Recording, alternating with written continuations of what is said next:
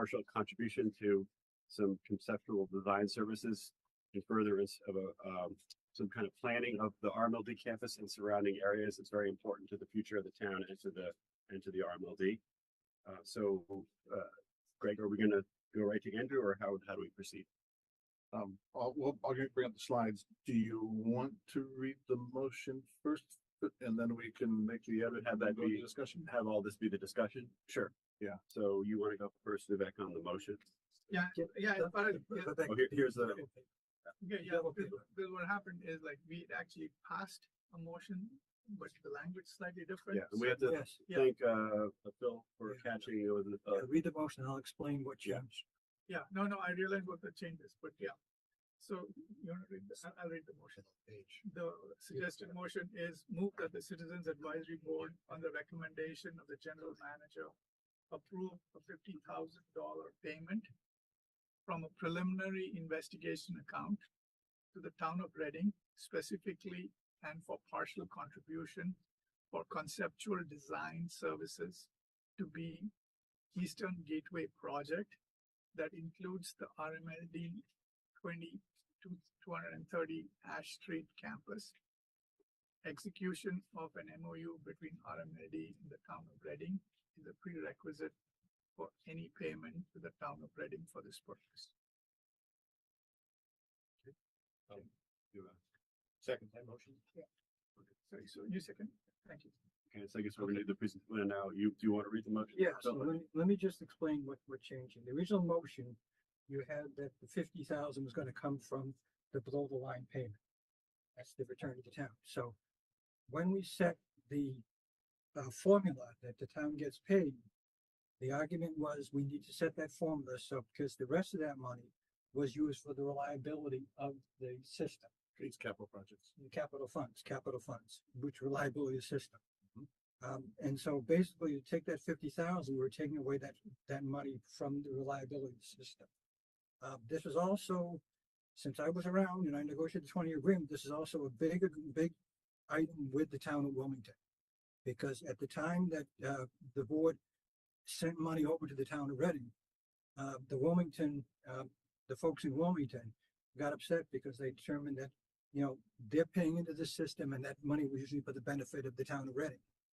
And so therefore, to take that money in kind of sets a bad precedent. It relieves some of those items. So that's why it's been changed from the below the line payment to from the preliminary investigation fund. Great. Is why it's above changed. the line. Okay. What? Great. Above the line. It's coming the regular expenses. Thanks for the catch. So do you want to read the motion? Yes. I've lived long enough here. All right, so I'll move the Board of Commissioners the recommendation of the General Manager and continue the recommendation of the Citizen Advisory Board, approve $50,000 payment from a preliminary investigation account to the town of Reading, specifically for partial contributions for conceptual design services of that's a word. We got the word BE here, of the Eastern Gateway project that includes the RMLD 230 Ash Street campus. Execution of a memorandum of understanding between RMLD and the town of Reading is a prerequisite of any payment to the town of Reading for this purpose. Any second? Second. Okay. Great. Well, with that, we have some discussion and hand it to Andrew.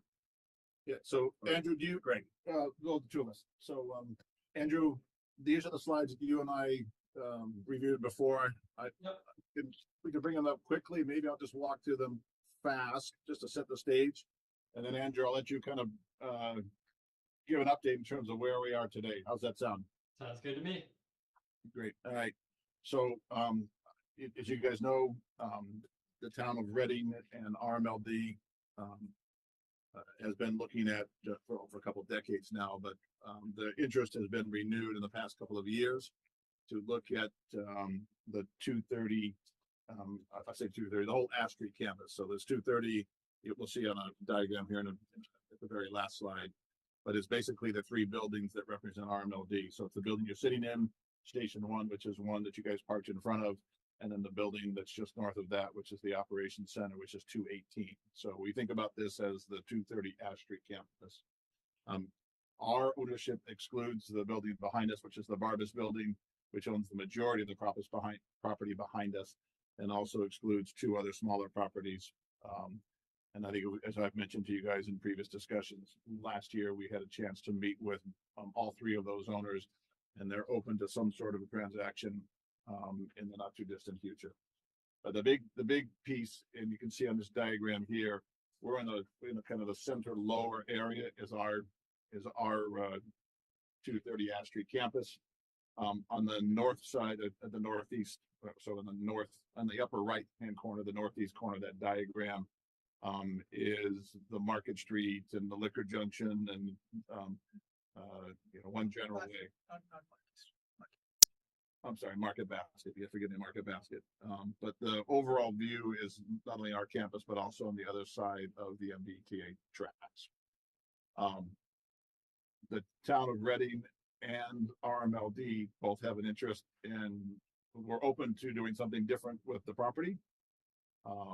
The building 218 Ash Street is getting near a point where it needs, it's not near, it is near a point where it needs renovation or rebuild. So that's a prompt for us.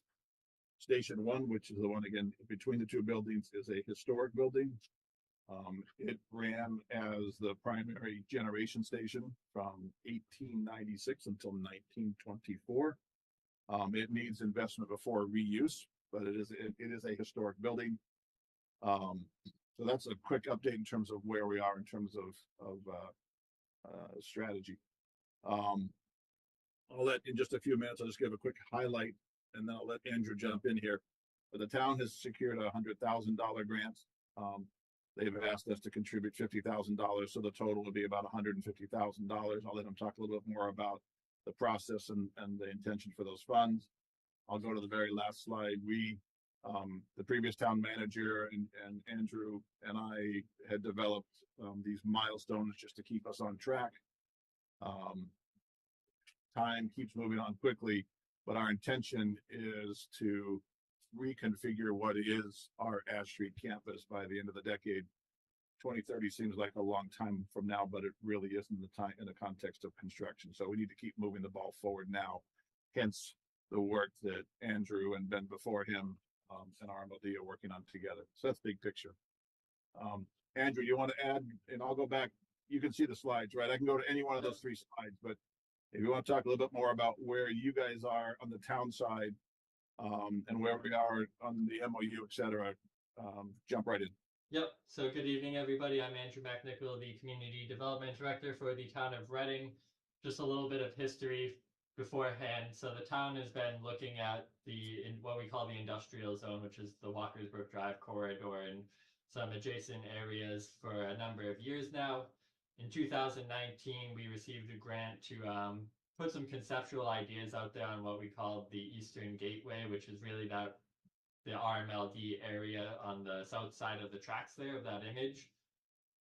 Of course, the pandemic happened, priorities kind of shifted from there for a number of years, but we're interested now in rebringing that back to the table.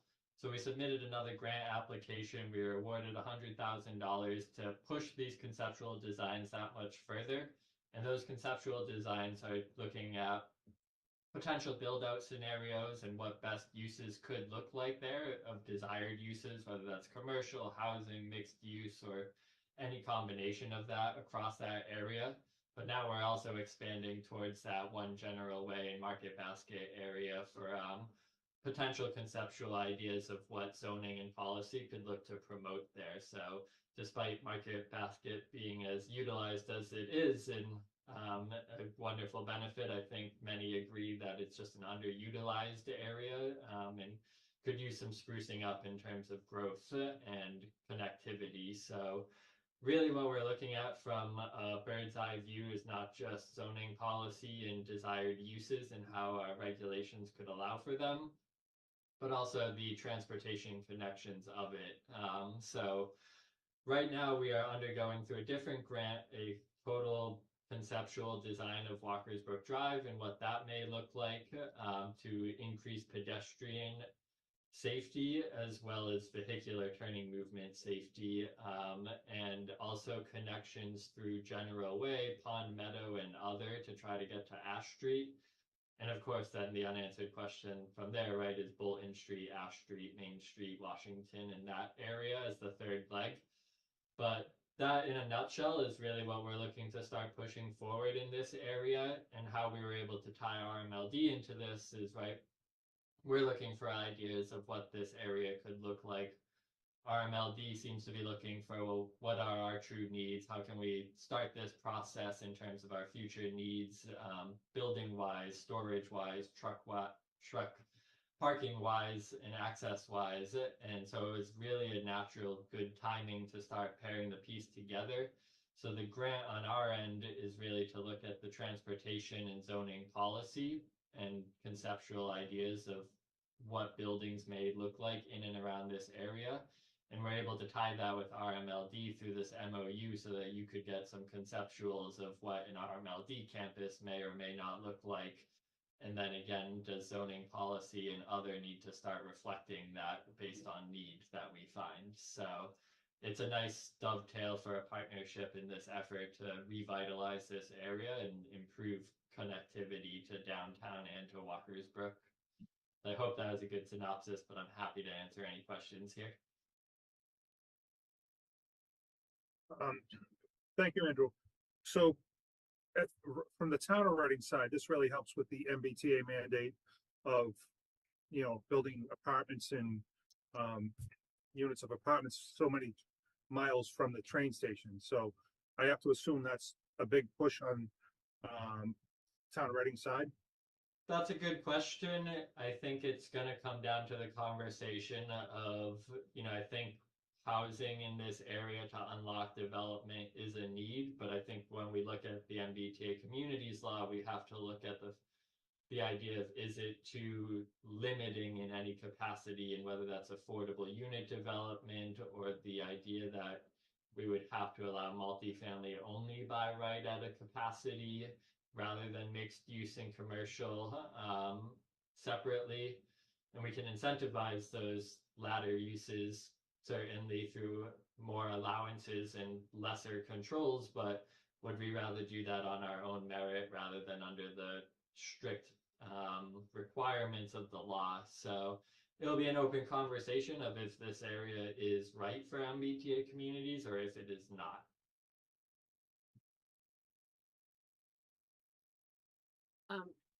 Hi, Andrew.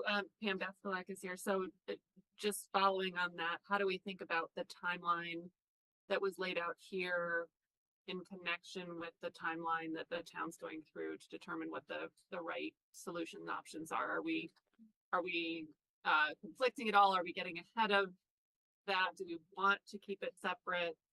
How are we thinking about that? In my opinion, trying to maintain a separation here is the ideal. Again, if we use it for MBTA communities, we can stop short at housing and just get that bylaw passed. And then what we find through this process, this grant process, could be quickly subsequent thereafter for future town meetings. And that way we can look to kind of say housing and compliance, yes, but then true needs and desire very shortly after that. But this process is going to take us well beyond what is the MBTA community schedule. In terms of the schedule on the screen, I think it's pretty realistic to start moving forward again in the policy sense and what we can allow through regulations based on the findings here. And then dependent on how serious RMLD gets into pushing the next steps is really the question from there.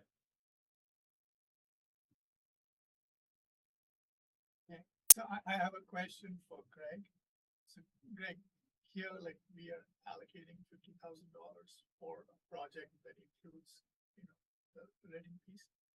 If we just had to do the design of the campus or, just to redesign the offices here or whatever you needed to do, how much would it cost you?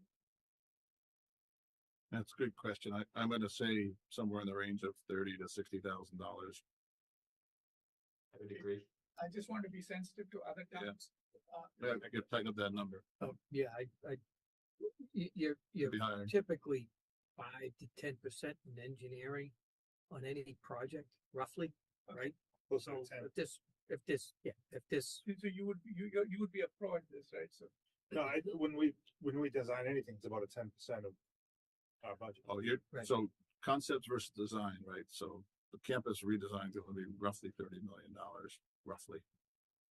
And so if you know, to design is maybe 3 million, but I think right now we're just doing conceptual configurations. So, okay. $500,000 Yeah. for conceptuals. I mean, it's not, it's going to be, it's more than 50,000. I that's guess, essentially, I'm probably. trying to understand, other than 50K, if you had to do it yourself, it would cost you 50K. You know, it'd probably cost us more, I guess. So what I'm hearing, it'll cost us more than 50K. The challenge, so what we need to do as RMLD is look at the properties adjacent to us. And as Andrew mentioned, there's Pond View, which is right behind us. So we are outgrowing the space we have, and we need to figure out what to do with Station 1. And so part of this goal might suggest that we go somewhere else in Reading. Now, there's not a lot of places to go in Reading. So right now is what can we do with the space? Well, the space we currently have, and if we acquire specific 232. If we acquire 232, then we'll acquire the small property in the far corner. And then the last piece is the property that abuts Pond View. That particular group would like to stay in this area, but they're more than happy to relocate somewhere in the campus. So there's at the end of the day, our focus is on that triangle. What to do with it. And who owns 218 again at the town? So we own 230. So we own 218 and we own 230. 15 is the garage. Okay. It's the garage. Now the land underneath it is recorded as the town of Reading, but it's under the care and custody. So we have a financial interest in the, As opposed to 230, which is it's different. it's in RMLD's name outright, the land and the building itself. For all intents and purposes, from a technical, I mean, yeah. So right there, you can see why we would want to. There's a town and RMLD kind of co-ownership on 218, but 230 is straight up RMLD. So there's some things to untangle there with the town to make sure we're all in.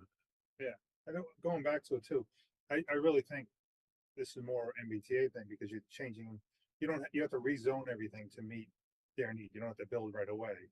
So rezoning to multi-use opens up the possibility. But if there's no place for Reading Light to move, there's no place to meet the MBTA's requirements without getting that land for both purposes. So I think they're hand in hand. I don't think they run separate. They run separate, but they have to run They're linked. consecutively as far as timelines because you've got to meet the MBTA's thing. But that's really a rezoning, not a completion. So, Which is what I think Andrew had mentioned before Yeah. in terms of the timeline. So, Andrew, just one note on that, I would ask for a consideration on the conceptual side. If there is a reconfiguration of an industrial zone, and if the concept is MBTA communities housing development, that the height, whatever your conceptual is, the height becomes critical because there's an opportunity to go very high there, right? You could just see, because if you get close to the tracks, you could probably go whatever the town would allow. You could probably go 6, 7, 8 stories. The problem with the height of that is the view down, noise. I would, whoever's doing the conceptual design, I would avoid a very high building As because a again, residential. as a residential, right? Yeah, no, it's a unique area in its relation, especially this side that we're looking at, the Ash Street side with the single family neighborhood. But yeah, dependent on the desired uses and scales, right? Can you parse down sub-districts and have one higher heights or density than others? And it's a unique area in terms of zoning allowances and what you can try to promote. Right now, it's only a small number of parcels, which you have to consider as well, right? If that parcel alone gets redeveloped, or could it be subdivided into a more campus or courtyard or separate style of development? So all under consideration for sure, but height will certainly be a lead of conversation on dimensional controls. Oh, right, please. Um, a couple things, and when we talk about multi-use, we're generally talking about retail, commercial, and residential. If it's being looked at as an industrial zone, that usually isn't quite compatible with residential use. You cannot, not easy to throw residential over a commercial Right. base. Trucks are bigger, you know, it's not an easy spot for families. So I do see a split between the MBTA issues and this site, where I see while I do think of it in terms of being compatible, I think of it slightly differently in the sense that if we're going to develop the downtown area to be a residential commercial space attracted to nighttime activity and residents, having a way to connect to Market Basket and the retail in that space is hampered by getting through this industrial area, getting over the railroad tracks and whatever. It only allows kind of that brief connection, which is behind the Rite Aid, wherever that Mhm. There's is. also So- there's the Pondview connection, which is another, Yeah. you can't really see it. Right. Yeah, that's, Or, right, so thinking of this area not only as how to develop the industrial area, but how to develop the industrial area such that it is compatible with the use that we want the downtown area to be, which is your residential commercial. So what walkways, what bikeways, what pathways do we want to go through this area that is safe for that sort of foot or bike traffic without impeding our ability to run. the trucks, facility. right, the trucks and the industrial activity that would happen there. Mhm. For that reason, I very much support doing this with Andrew and his team. And hi, Andrew, another Hi, meeting. right. Hi, Ben. We've done a lot of climate committee work together. In order to allow that connection to be developed. So that's how I see the comparison more than meeting a zoning requirement for the MBTA thing. Yeah, the talk of housing here, I only mentioned because of MBTA. It's really the lead question of, do we want this to be more of an economy and commercial driver, right, and bring jobs to Reading? Or do we want to use it for housing? And that's kind of the first question that we'll likely start at, right, between our staff and the community and select board and you guys alike. That's the beginning step of understanding what do we truly desire down here. Yeah, to me, this whole effort allows us to leverage the expertise of Andrew and his team, which we otherwise don't have in-house. Exactly right. And it's right there across the street, and it's great. And we thank you, Andrew. Mhm. We're looking forward to this. Bob, do you want to move the question? I'm just kidding. I mean, do we want to? Is there anything more, or are we ready to? I just have one quick question. Okay. Is the assumption for all of the concepts that RMLD will stay in this location? There will likely be concepts if RMLD does not stay, and we have to just envision what a zoning and policy and certain allowances could be if it's not RMLD, right? Is that townhouse or commercial or other? So to a degree, I think there will be concepts out there, just like that exist on 2019 of if RMLD doesn't stay, what does it end up looking like? Okay, thank you. And on that note, the MAU specifically focuses just on this project, this planning, conceptualized drawing type stuff. Any sort of transaction associated with the value of the land that has to be located somewhere else is a different agreement. And so that's some of the edits the council made on that is to make that delineation very clear. But otherwise, we're hopeful to establish the MOU, and the RFP is releasing any day now. And that way we can start bringing a consultant on by end of May, early summer, and get this ball rolling. So the grant has certain fiscal timelines, constraints, schedules that we just need to make sure we're on top of. Timothy had his hands up. I just had a question about 232 and the people and the vendors and owner there. Are they open to, there's very limited space for anybody to go anywhere. Where would they go? So we're actually leasing a portion of that space. already. And then the primary owner, runs, a trucking operation.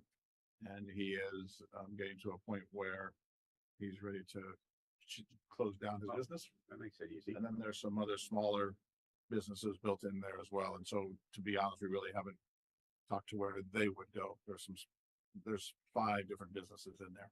But the Yeah, primary owner has a good relationship with RMLD, and we've had discussions in terms of some mechanism to buy the property out.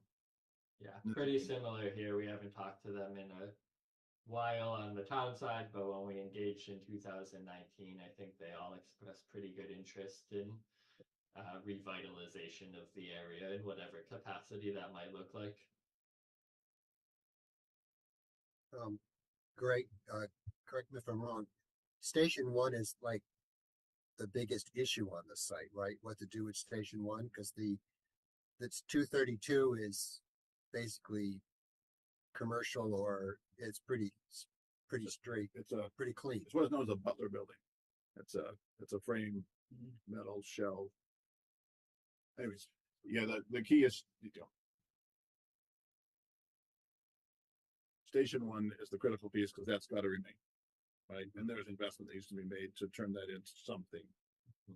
230 is a well cared for building. Doesn't really suit how we're trying to operate. 218 is near the end of life, and we're kind of outgrowing that. 232 is probably near end of life as well. Then there's 2 small buildings. There's a lot. Anyways, there's a nice big triangle here. The one piece that can't move under, I won't say under almost any, the one that's really the cornerstone of the whole property is Station 1, given its historic history. I mean, it literally is. It's in the historic registry. So that's maybe we go with that. I don't know. Ready for vote? Okay. Yep. Ready to work? Okay. Take it down. Okay, Greg? All right, all in favor? And on the RMLD board side, all in favor? Yep. Okay, motion passes 5-0. Thanks very much, Andrew. Thank you, Greg. Thank you, Andrew. All right, thank you, Greg and all. I'm very much looking forward to this one and working with you all. Likewise. Have a good day. Yeah, I know, my one's.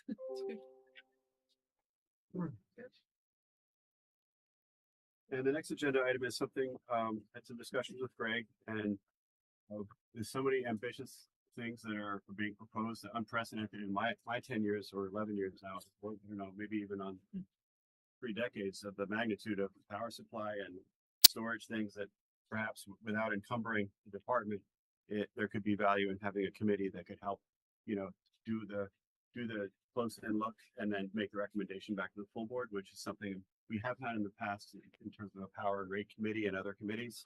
So I'm proposing that we create a committee called Strategic Power Supply and Load Management Committee, and that we appoint 2 members of our board and 1 from the CAB to sit on that board, and then they would organize themselves. And I propose that our board appoint Bob and Pam, who have long experience in relevant disciplines. Obviously, Bob in his utility background, Pam with procurement and supply chain. A lot of great experience. I think we all bring something, but you have to pick 2, or otherwise you have a quorum, and then it would be up to the CAB to choose their own member. So that if somebody's open to reading that motion, we can then second it and discuss. Champ, can I speak for Yeah, us? please. I actually oppose the appointment of this committee. Okay. Because I feel it would slow down the whole process of the department, quite frankly. I really don't see the need for this committee. I just think it's gonna slow everything down. The department needs to move fast. You gotta have a meeting, you gotta get the people together, so I opposed it at the last meeting too. Okay. You expressed concerns, and I appreciate that. You bring a lot of experience.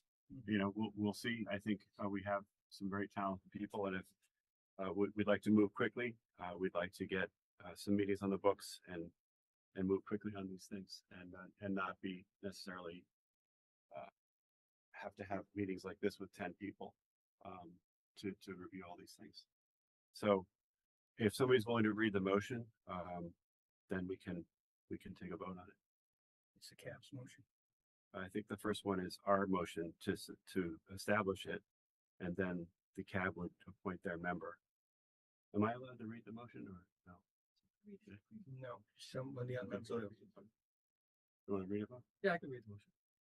All right, move the, which one? Down at the bottom. Okay. Board of Commissioners suggested motion, move that the RMLD Board of Commissioners establish the RMLD Strategic Power Supply and Load Management Committee and appoint Robert Coulter, Pam Daskalakis, and one CAB member as appointed by the Citizens Advisory Board. We have a second. Second. Well, I've sort of given the outline to it. If you want to address it, Greg, or if anybody else has questions from our board. Right. Well, contrary, in opposition to the position from our board member here, Bill.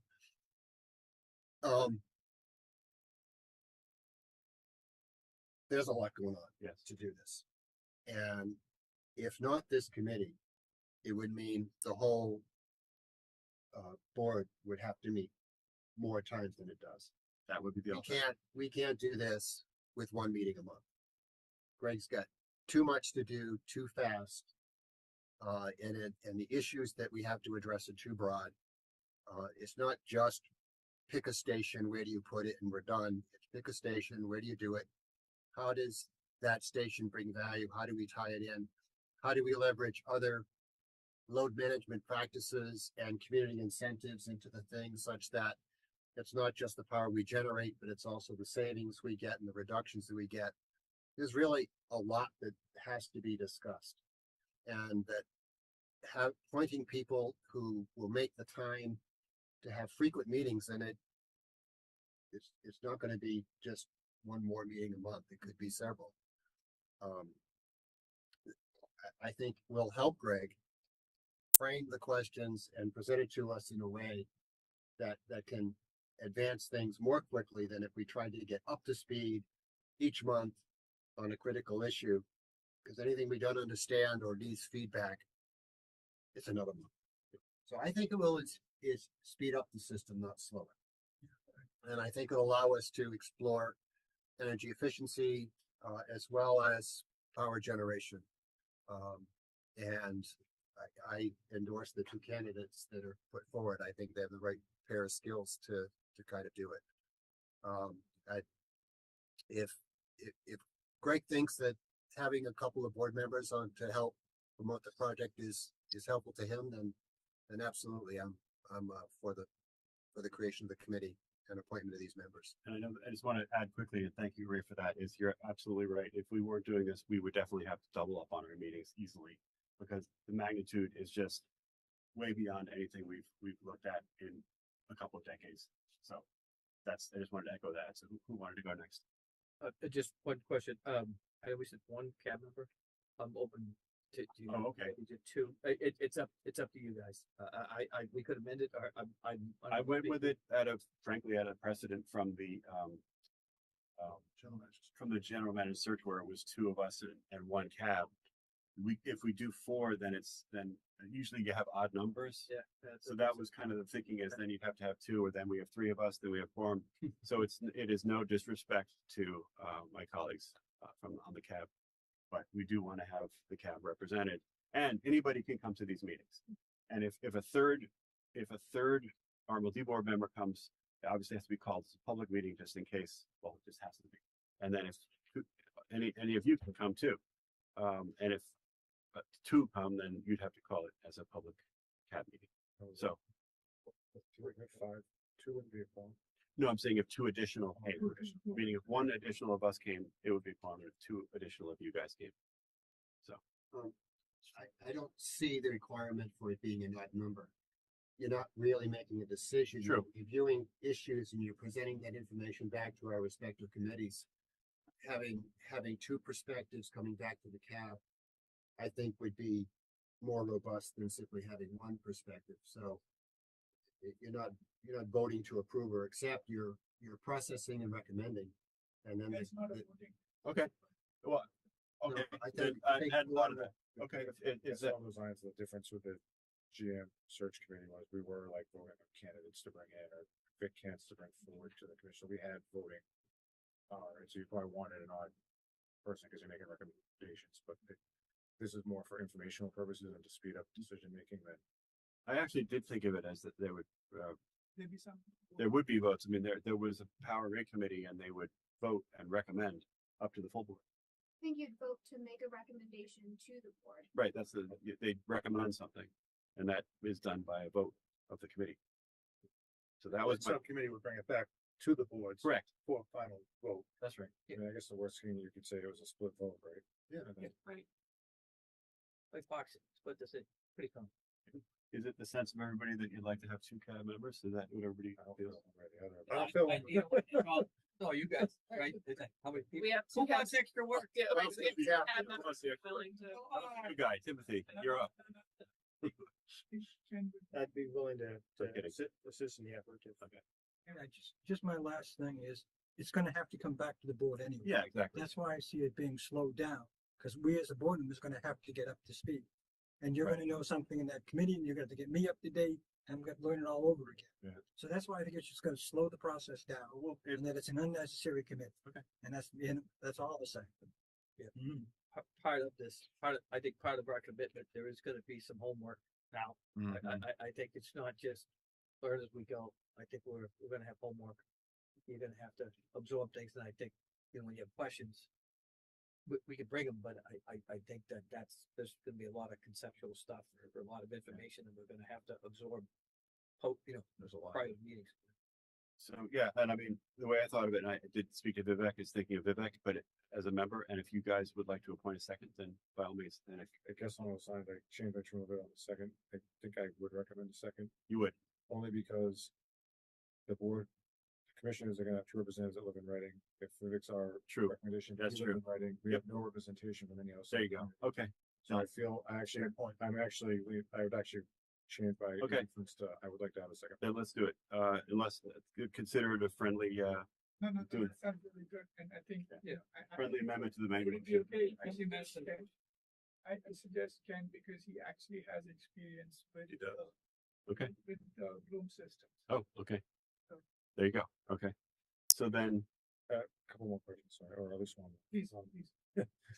Is the primary responsibility of this committee, is it around the carbon capture stuff, or is it gonna be more than just that? Yeah, no, I was very careful, like when I told Dave, I said, I'm very careful about the scope and timing, and Phil, my concern is timing, okay, and scope, all right? So I said the scope and also the work, and how much work this means for all of them. So I think we have to be respectful so one of the things we really need to do is understand what are the constraints around tax benefits and all that, right? So that's something that we need to understand and then work the committee into the board process. So a little bit more work we will to figure out what is the schedule for overall project, board process, committee process. But the scope should be tight. So I think the title of the committee is the strategic power supply, and load management. So I think that the concept is around certainly what's in front of us right now is the carbon capture, loom, et cetera, solution as a key piece of power solutions or supply solutions. I think the load management side of things is also important for us to think about and explore further. So I think you're right. We're not trying to boil the whole ocean here. But we should think about both solutions to support the capacity growth that we're trying to achieve while meeting the requirements of the recent laws, but also how do we manage demand within our territory? Yes, So I think the strategic piece talks about being strategic so that this is not regular business for RMLD and the GM. Right. So it has to be very focused on a very narrow thing. It's the big expenses, but also the fact that to be sensitive to the point that Dave had pointed in the past is about, you see load going up, but what can we do to reduce the load through non-productive, That didn't sound right, but. Yeah, no, it was, and it's useful to say this tonight. I went back and Increase efficiency to reduce load. Yeah, yeah. thank you. So, or reduce demand, basically. Right. Find creative Mitigate how much new generation you need to bring in. Can I just reread what I said at the last meeting of like how this was framed? That it would review and recommend to the full board in territory generation and storage solutions while understanding all options and risks, which could be operational cost, feedstock supply, i.e. gas supply, environmental. And then the second part would be review and recommend best in class demand side management and efficiency measures to limit the need for new facilities cost effectively, and make recommendations to the full board on perhaps a procurement design along these things. First of all, on those items, also a procurement design and any necessary local or state policy that would help. That was what I said last time. Two things. Yeah. The RMLD staff is fully supportive of load management. Yep. And we are actively working on that. That is not a short-term decision. That's an ongoing process. That is what I call regular business. Yep. We present regularly to that, and we will continue to do that. The challenge here, and I think what you guys are reacting, and to the extent that we can reduce, there's two factors when you think about load. There's load in terms of megawatt hours, and then there's demand, which is megawatts.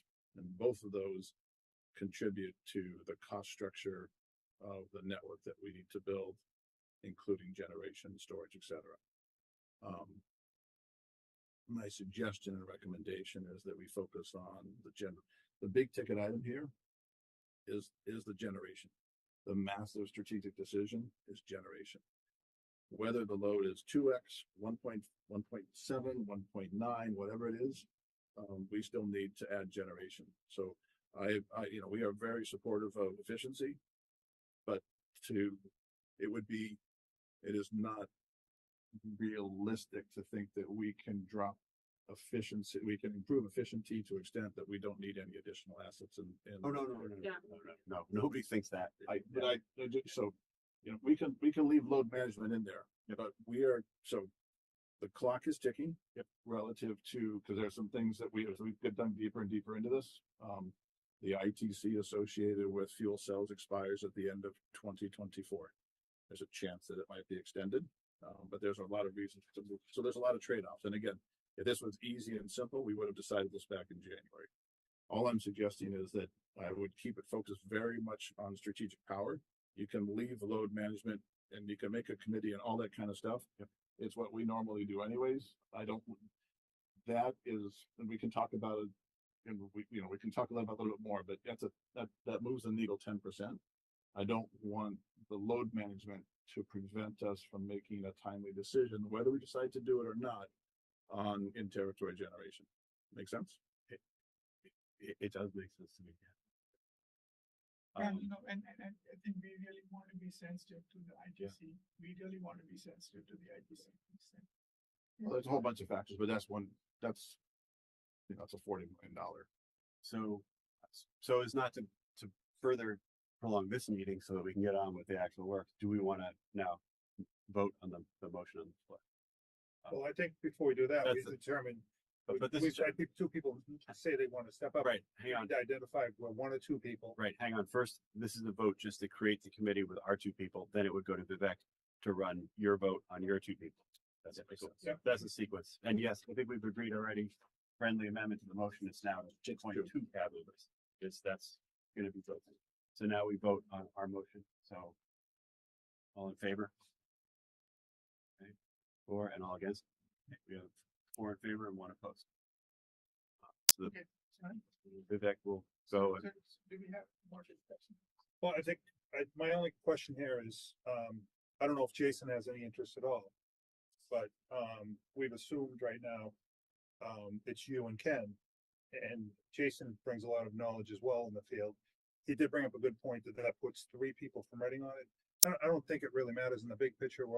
I have a lot of respect for Vivek's ability, and he's brought a lot of technical advice and opinions to our board. So I think he's a great candidate. But I never thought about the 3 writing. But I don't know if Jason has any interest or has time for it. That's the other. I said, I sit on 7 boards. I am definitely interested, but I do not have the time. That's, all right, so that's what I want, and, I don't know if Tim would have any interest in it, but being new to the board, I don't know how much.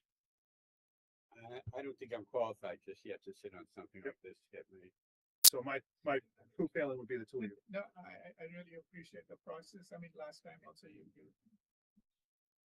actually brought it to the discussion here. And I think that was really good form. And I think it's really made the process better. Yes, So it has actually. so Thank you. Yeah, no. Thank you for doing that. So Jason, do you have any comments?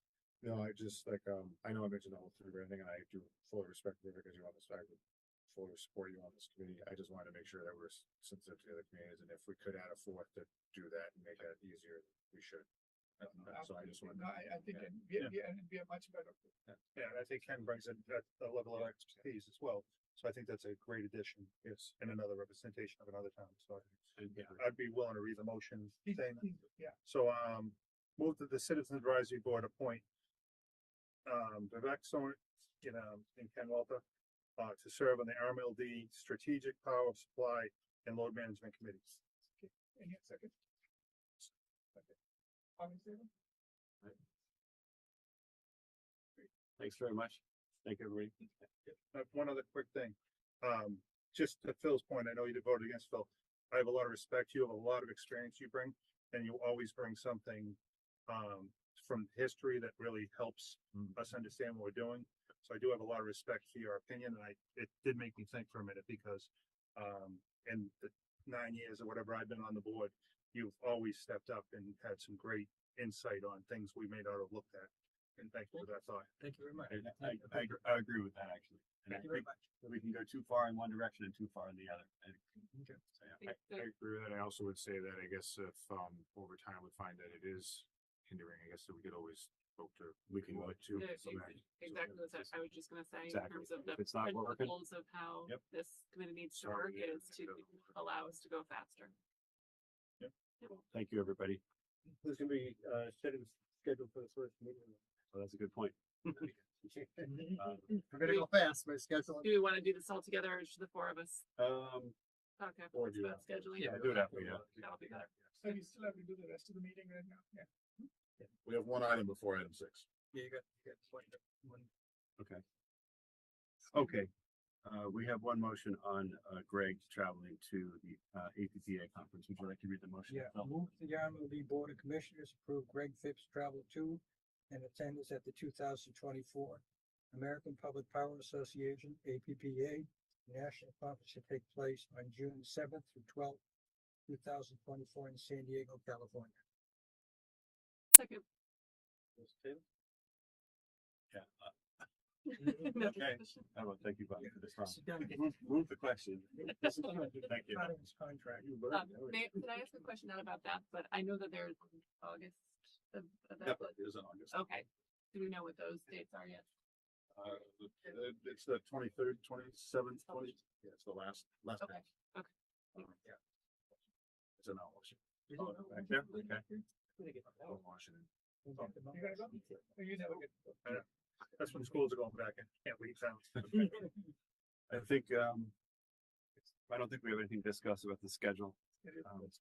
So, I guess we can Yeah. move to executive session. Yeah, at this move point. to the RMLD Board of Commissioners go into executive session pursuant to Mass General Laws, Chapter 164, Section 47D, exemption from public records and open meeting requirements in certain instances to discuss trade secrets or confidential, competitive, sensitive, or other proprietary information provided relative to carbon capture fuel cells for the approval and release of executive session minutes and return to regular session for the sole purpose of adjournment. Second, All in favor? Hand count. roll call. Ms. Pacino, aye? Guess you have to say your name. Gotta say your name. Pam Dasty, aye. It's a roll call vote. Yes, Raven Porter, aye. Couple to Talbot, aye. Okay, motion carries. We are now, You Okay, you guys have he's got the same motion.